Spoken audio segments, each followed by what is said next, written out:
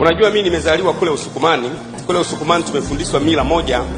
Tunapokuwa tunakuwa tunaambiwa kati ya watu ambao ogopa kuwapiga ni wawili, watatu. Kwanza mlevi, mzee na mgonjwa. Kule Usukumani tumefundishwa hivyo kwamba ogopa kupiga watu watatu: mlevi, mzee na mgonjwa. Kwa nini? Kwa sababu wale ngumi moja tu anafariki, alafu unatoka na kesi.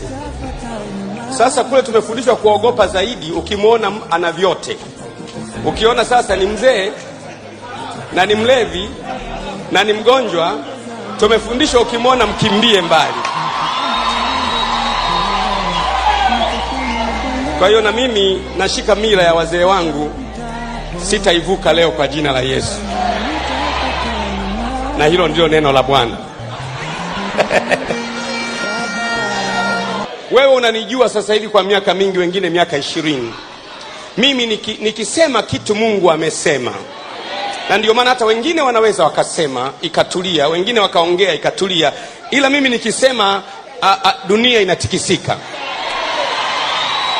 Kwa namna hiyo nimejenga utamaduni wa kutokupiga wale ambao mzee Gwajima ameniambia usipige mlevi, usipige wazee, usipige mgonjwa. Sasa ukikuta mtu ana vyote, ndio wa kumogopa karibu kabisa.